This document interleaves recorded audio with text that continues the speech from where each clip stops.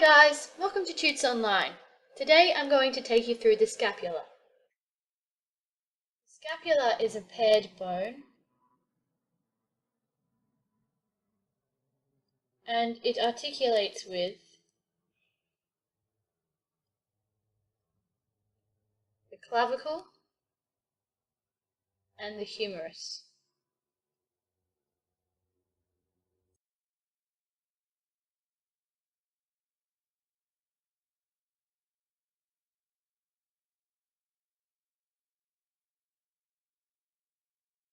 So here we're looking at a right scapula and we're looking at the anterior aspect. We'll start with the borders and the angles. Here is the superior border. Here is the medial border. Here is the lateral border. Here is the superior angle. Here is the inferior angle. And here is the lateral angle.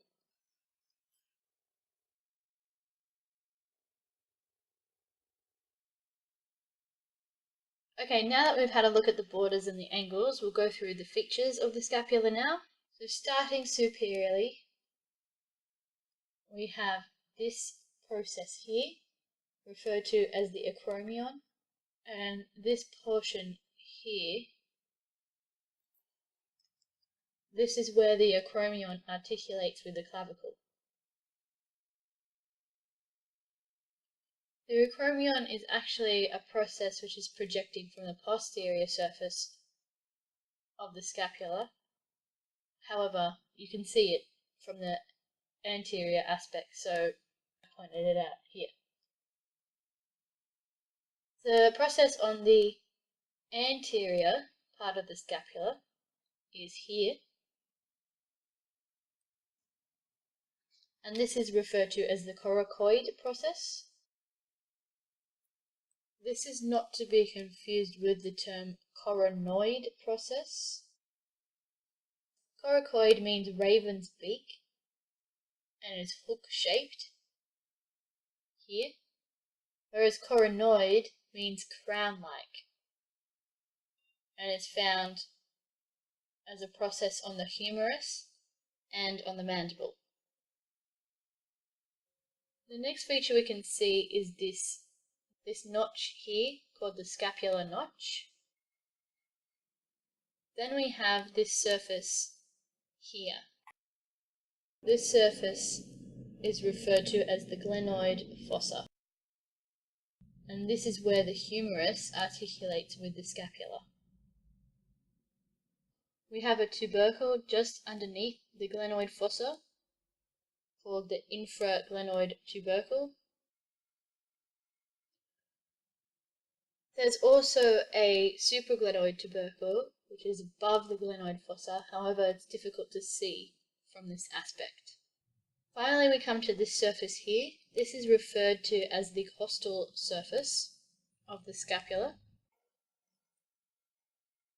and that covers all of the features which you can see from the anterior aspect of the scapula.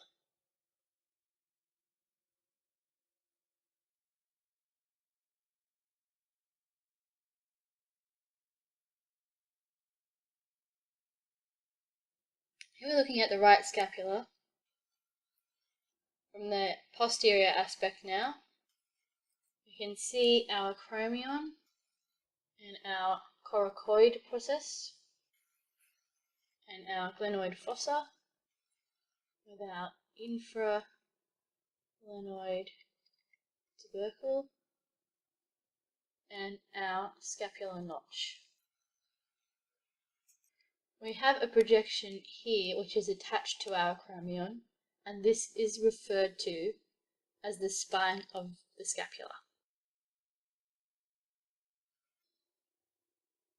Above the spine of the scapula, we have a fossa, referred to as the supraspinous fossa, and then inferior to the scapular spine, we have another fossa, referred to as the infraspinous fossa.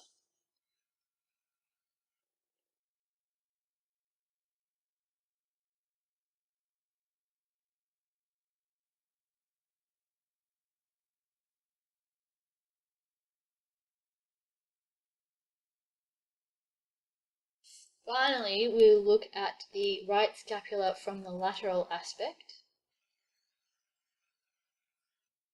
This is posterior, and this is anterior. Here is our acromion. So that's how I know that this is posterior. Here is our coracoid process. Here is our scapular spine, our glenoid fossa. Here is the supraglenoid tubercle. And here is the infraglenoid tubercle. This here is our lateral border, our inferior angle, and our superior angle. And that about wraps it up for the scapula. Thanks for watching, guys. I hope you enjoyed it. If you have any questions, please feel free to comment. Make sure you visit our website or subscribe if you want to learn more about musculoskeletal anatomy. Thanks, and I'll see you soon.